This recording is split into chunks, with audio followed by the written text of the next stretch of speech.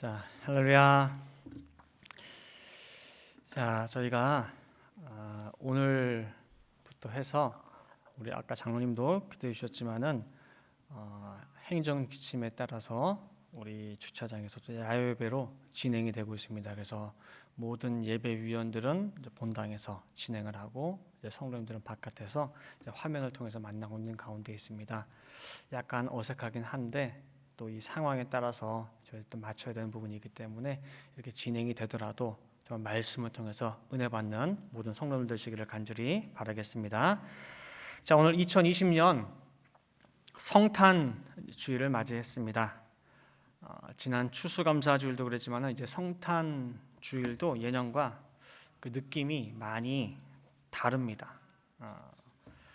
그리고 오늘이 성탄 주일이지만은 이제 25일에 금요일에 또 성탄 감사 예배로 드려지기 때문에 예수 그리스도 탄생에 관한 내용은 25일에 이제 하도록 하겠습니다. 그래서 오늘 제목은 낙심과 절망이 기쁨과 환희로라고 하는 제목으로 은혜 받도록 하겠습니다.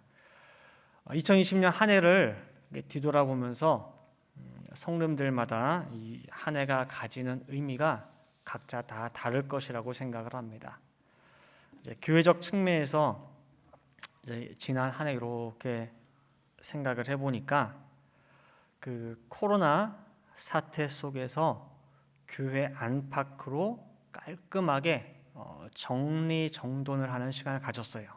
그래서 외부적으로 보면은 모든 나무들 다 전지하고 또 그동안 또 고장나 있던 또 스프링클러 시스템도 다 제작을 하고 깔끔하게 또 다 완료를 했고, 또 교회 외벽 페인트라든지 모든 현관이라든지 깨끗하게 정리를 했고, 또 내부적으로는 또 친교실을 깔끔하게 또 새롭게 새 단장하는, 그래서 2개월에 걸쳐서 함께 땀 흘린 또 시간들이 기억이 납니다. 그리고 이제 코로나 때문에 진행할 수 없었던 외부에서 진행되던 그 구속사 아카데미 또 그냥 멈출 수는 없고 해서 온라인으로 지금까지도 계속해서 매주 녹화를 해가지고 또 그분들 진도를 나가고 있고, 또 토요일마다 우리 집사님들 여성교회 남성교회 나와서 성전에 먼지 끼지 않도록 정말 열심히 청소하고 교회 관리하고, 또 우리 구사 평신도 아카데미를 통해서 여러분들이 직접 구사 말씀을 전하는 계기도 만들어보고 훈련도 하고 또 그렇게 진행을 해왔습니다. 근데 뭐니 해도 예배가 이렇게 정상대로 이루어지지 않다 보니까 아무래도 힘이 빠지는 것이 사실입니다. 구속사 말씀 운동은 둘째치고 과연 예전처럼 예배라도 정상적으로 가능할지 그것마저 오리무중인 그런 상태에 있습니다. 걱정스럽기는 한데 갈 바는 알지 못하겠고, 분명히 이 영광의 그때가 구속사 말씀이 다 퍼지는 그때가 도래한다고는 하는데 현실과는 너무 동떨어져 있는 요원한 얘기 같기도 하고, 그래서 이 대친 무슨 시금치같이 그냥 풀이 죽어 있는 우리 모습은 아닌지, 주저앉아서 멍하니 주어진 하루하루 살아가는 우리의 모습은 아닌가 또 걱정스럽기도 했습니다. 그래서 오늘 보면 누가복음 24장을 통해서 말씀의 은혜를 나눠보고자 합니다. 성탄절이면은 언제나 잊지 않고 생각나는 말씀, 진정한 성탄에 대해서 원로 목사님 하신 말씀이 있습니다. 뭐냐? 이 땅에 아기 예수 100번 1000번을 태어나도 내 안에 탄생하지 않으시면은 아무 소용이 없다는 거예요. 이 말씀도 오늘 주시는 말씀과 잘 연결시켜서 생각하시기를 바라겠습니다. 자, 오늘 본문의 배경은 예수님 십자가 고난 받으시고 부활 후에 벌어진 일입니다. 그렇게도 믿고 따르던 존경하던 예수님이 십자가에 못 박히시고 낙심하고 절망해서 엠마오로 내려가는 두 제자의 모습입니다. 만약에 2020년을 살아오는 가운데에 지금 오늘의 내 모습, 내 마음 상태가 이렇다고 한다면은 이 제자들 속에다가 나를 대입시켜서 오늘 말씀을 들으시기 바라겠습니다. 자, 첫 번째로 왜 이들은 이다지도 낙심하고 낭망하였을까? 결론부터 말씀드리면은 자신들이 믿고 싶은 것을 믿었기 때문입니다. 이 제자들이 낙심한 것은 예수님이 십자가에 돌아가셨기 때문이죠. 그것도 너무 허무하게. 설마 돌아가실까? 설마 저렇게 가실까 했는데 진짜 돌아가셨어요. 성경을 통해 바라보는 우리는 이것이 이상할 수 있어요. 예수님께서 제자들에게 얼마나 많이 내가 종교 지도자들에게 고난받고 매맞고 해서 죽을 거야. 그리고 내가 3일 만에 다시 살아날 거야. 여러 번 말씀하셨거든요. 요즘식으로 표현하면은요, 너희들 이제 나 못 봐. 언제까지 너희랑 나랑 같이 있을 거 같니? 나 있을 때 한 말씀이라도 더 받아. 그 나라 가서 우리 다 만나야지. 누구는 만나고 누구는 못 만나고 그럼 되겠니? 그러니까 한 말씀이라도 더 받아. 나 언제까지 같이 있는 거 아니야. 건강할 때 말씀 잘 받아. 그런 식으로 예수님께서 누누이 가실 것을 얘기했단 말이에요. 간다. 근데 제자들은 그런 말씀 하나도 귀 기울이지 않았어요. 그런 말씀 할 때마다 왜 예수님이 또 저런 말 하시나? 왜 자꾸 가신다 그러나? 그냥 하시는 말씀으로 치부한 거예요. 제자들이 그렇게 많은데, 그 말씀 들은 사람들이 그렇게 많은데 아무도 귀담아 듣지 않았어요. 그게 더 의아스러워요. 마태복음 26장에 마리아는 향유를 예수님 머리에 부으면서 예수님 돌아가실 것 장사를 예비했는데 그 많은 제자들은 왜 안 들었냐 그 말이에요. 오늘 이 두 제자가 조금이라도 예수님의 그 말씀을, 가신다고 하는 그 말씀을 신경 썼다면은 이처럼 절망스럽지는 않았을 것입니다. 그런데 우리가 한 가지 알 것은요, 예수님은 고난당하시고 죽으실 것만 말씀하신 것이 아니에요. 예수님께서는 당신이 영광을 받으실 것, 영광의 보좌에 앉으실 것 또한 말씀하셨어요. 마태복음 19장 27절부터 29절 말씀 보시면은요, 이에 베드로가 대답하여 가로되 보소서 우리가 모든 것을 버리고 주를 쫓아싸우니 그런즉 우리가 무엇을 얻으리이까? 예수께서 가라사대 내가 진실로 너희에게 이르노니 세상이 새롭게 되어 인자가 자기 영광의 보좌에 앉을 때에 나를 쫓는 너희도 12 보좌에 앉아 이스라엘 12지파를 심판하리라. 또 내 이름을 위하여 집이나 형제나 자매나 부모나 자식이나 전토를 벌인 자마다 여러 배를 받고 또 영생을 상속하리라. 지금 이 내용은요, 마태, 마가, 누가복음에 다 공통적으로 나오는 얘기예요. 영광의 때를 말씀하신 이 장면. 그래서 다음 장인 마태복음 20장에 가보면은 야고보와 요한이 예수님 그 영광의 때에 하나는 좌편, 하나는 우편에 앉게 해달라고 간청하는 거예요. 가장 가까운 자리에, 가장 높은 자리에 저희를 세워달라고. 이 말에 나머지 10 제자들도 분이 여겼다고 그랬죠. 이처럼 예수님께서는 고난과 영광 두 개 다 말씀하셨어요. 그런데 제자들은 오로지 예수님께서 유대인의 왕으로 영광 받으실 것만 믿은 거예요. 내가 믿고 싶은 것만 듣고 믿은 거라는 거예요. 방금 읽은 마태복음 19장 29절에도 예수님께서 영생을 상속하리라 말씀하셨어요. 그죠? 영생이 뭡니까? 죽음이 없어요. 이렇게 살아있다가 살아서 변화해서 간다는 얘기예요. 그러니 제자들 머릿속에는 죽음이라는 거 그게 어딨어? 영생을 말씀하신 예수님인데, 요한복음 11장 나사로가 죽었을 때에도 마르다 마리아에게 하신 말씀이 뭐냐? 요한복음 11장 25, 26절 말씀에 예수께서 가라사대 나는 부활이요 생명이니 나를 믿는 자는 죽어도 살겠고 무릇 살아서 나를 믿는 자는 영원히 죽지 아니하리니 이것을 네가 믿느냐? 죽음이 없는 세계예요. 그걸 말씀하신 분이 예수님이에요. 근데 예수님은 왜 죽어요? 영생을 말씀하신 예수님이 왜 죽습니까? 그렇기 때문에 이 제자들은 예수님 죽지 않는다, 예수님은 영광 받으실 분이다, 그것만 철석같이 믿은 거예요. 그리고 그 영광의 순간이 눈앞에 도래했음을 종려주일에 직접 눈으로 목격한 거예요.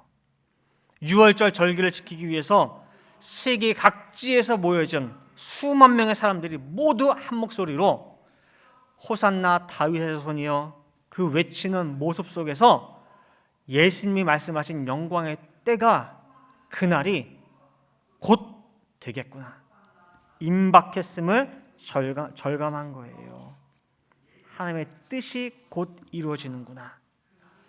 이게 바로 모든 제자들의 마음이었고 오늘 엠마오로 가는 두 제자의 마음이었어요. 오늘 본문에서 두 제자가 하는 말씀도 보세요. 자, 누가복음 24장 19절에서 21절 말씀 보시면은 가라사대 무슨 일이뇨?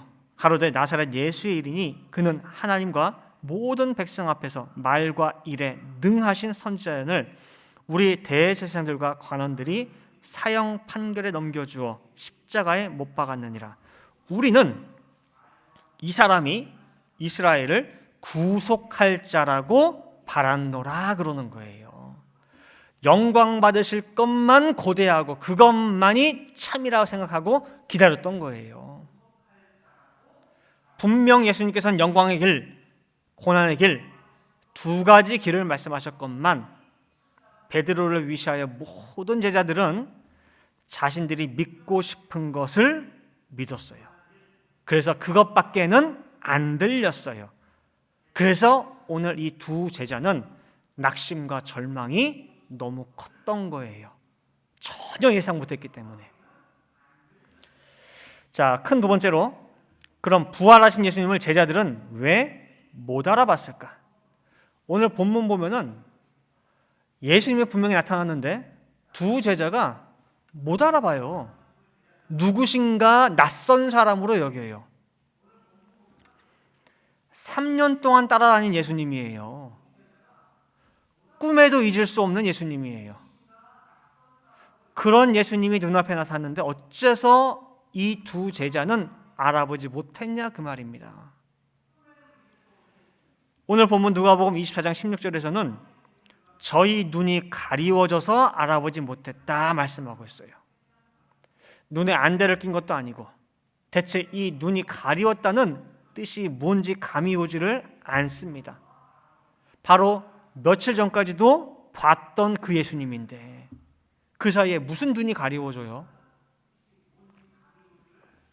오늘 본문의 사건을 마가도 이제 기록을 하고 있는데 거기에는 보다 구체적으로 나와 있어요. 자, 마가복음 16장 12절 말씀 보시면은 그 후에 저희 중 두 사람이 걸어서 시골로 갈 때에 예수께서 다른 모양으로 저희에게 나타나시니 라고 말씀하고 있어요. 십자가 달리시기 전 그 모습이 아니라 다른 모양이라는 거예요. 다른 모습이라는 것은요, 어떤 모습도 가능하다는 거예요. 젊은 모습이 될 수도 있고 나이 든 모습이 될 수도 있고 뭐든 다 될 수 있어요. 그렇죠?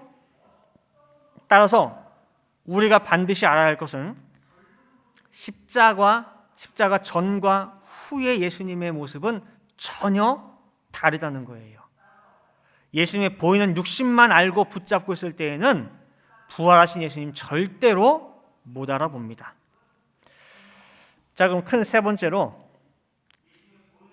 못 알아보는 두 제자를 위해서 예수님이 취하신 방법은 무엇이냐? 눈이 가리워 보지 못하는 제자들이 그 눈을 뜨게 하기 위해서 행하신 일이 뭐냐라고 할 때에 우리 생각할 때 가장 좋은 방법, 쉬운 방법은 야야야 내가 예수야 라고 직접적으로 알리는 것이 제일 빨라요. 너랑 나밖에 모르는 비밀 있잖아. 너 그때 나한테 와서 그 기도 부탁했잖아. 다른 사람한테 다 못 말해도 나한테 와서 찾아와서 얘기한 거 있잖아. 그런 거 하나 탁탁 얘기해 주면 뭐예요? 금방 알아볼 수 있어요. 그렇죠? 근데 예수님이 취하신 방법은 뜻밖에도 다시 성경으로 시작했다는 것입니다. 누가복음 24장 27절 말씀 보시면은 이에 모세와 및 모든 선지자의 글로 시작하여 모든 성경에 쓴 바 자기에 관한 것을 자세히 설명하시니라. 자, 여기서 자세히 설명하시니라 헬라어로 디엘메뉴오라고 합니다. 디엘메뉴오. 이 뜻은 뭐냐면요, 철저하게 설명하다, 말의 의미를 밝히다. 즉 그 전까지는 그 의미가 덮여져 있었어. 근데 지금은 그 의미를 밝히 알려주는 거예요. 그게 자세히 설명하시니라예요. 자, 예수님은 분명히 공생의 3년 동안 말씀을 가르치고 또 가르치셨어요. 요한복음 5장 39절 말씀 볼 때에 이 성경이 곧 나를 증거한다 해가지고 누누이 성경에서 시작해서 성경으로 마칠 정도로 성경만 가르치셨어요.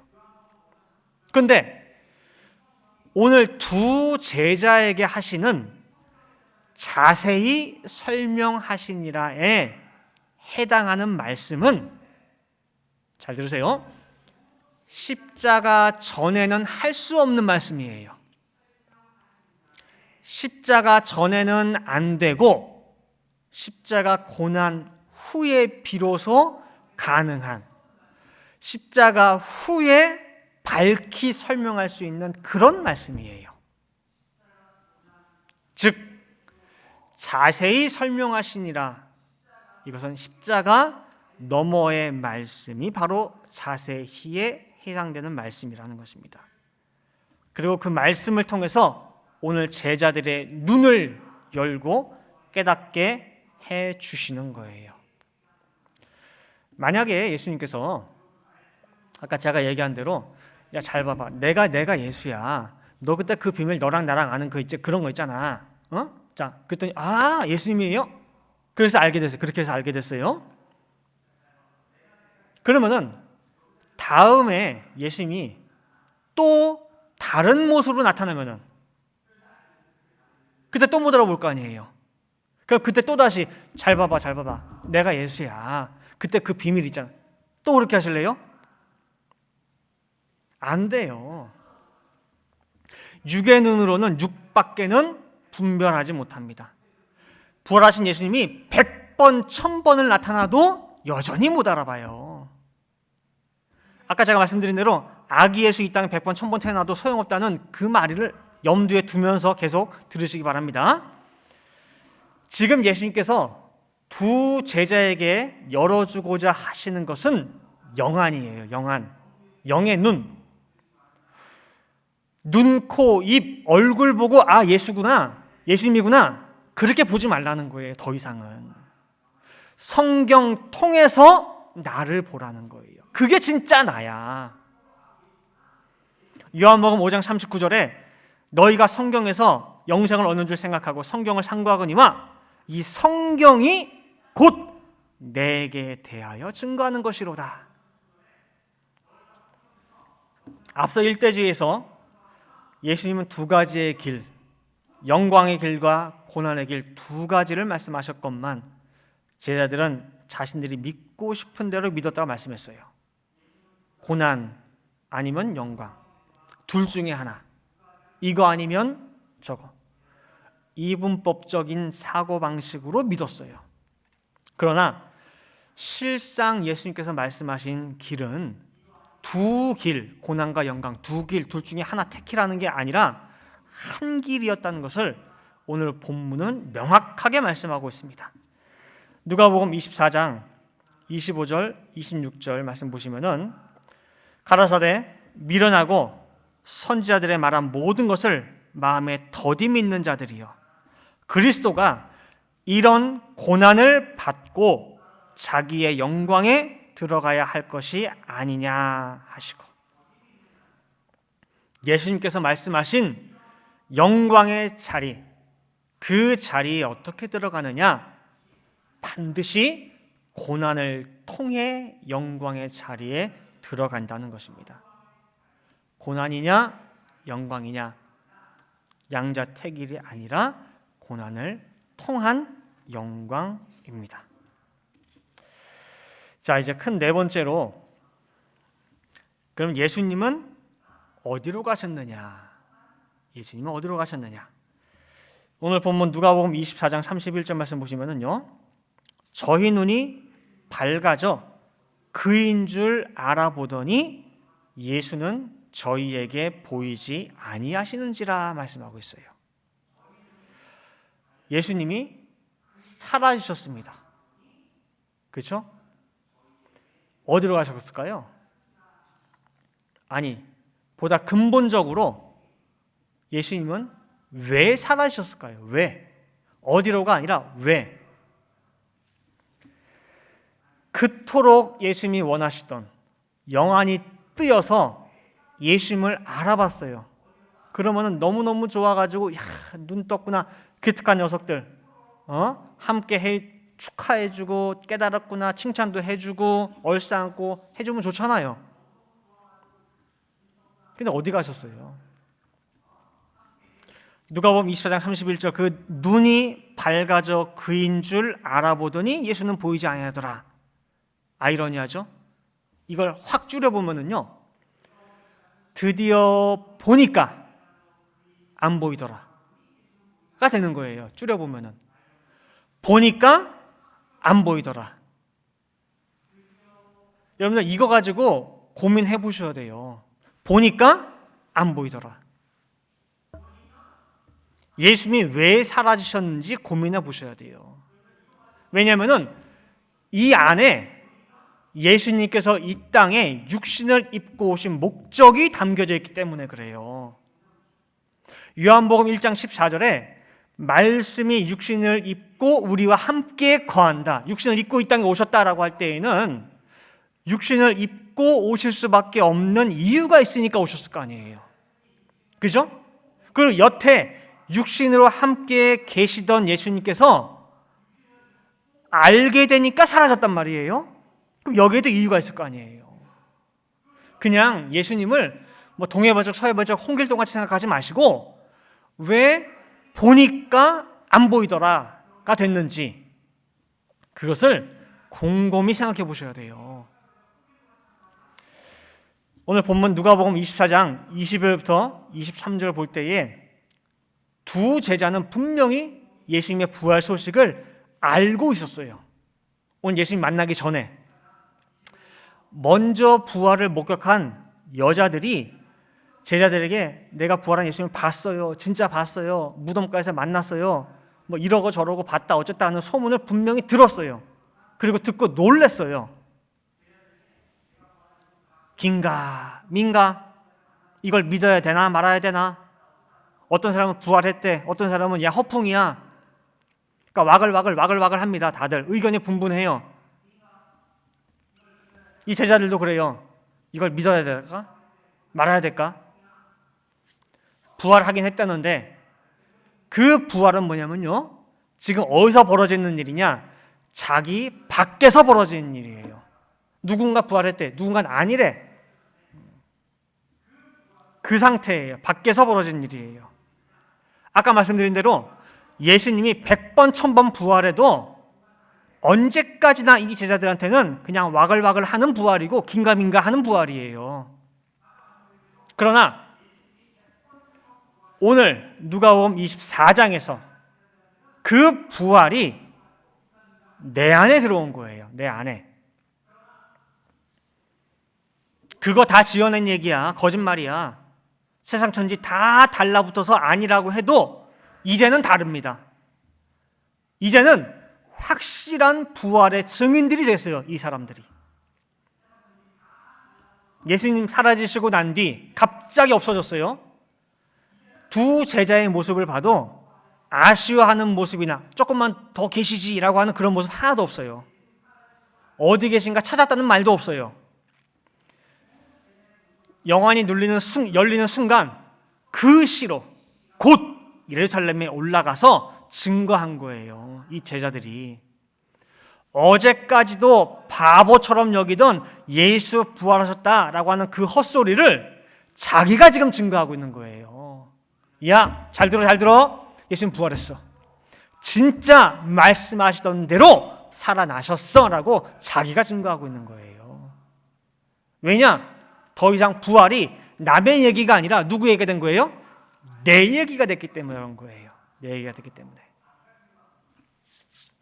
이제 결론 맺도록 하겠습니다. 오늘 성탄 예배예요.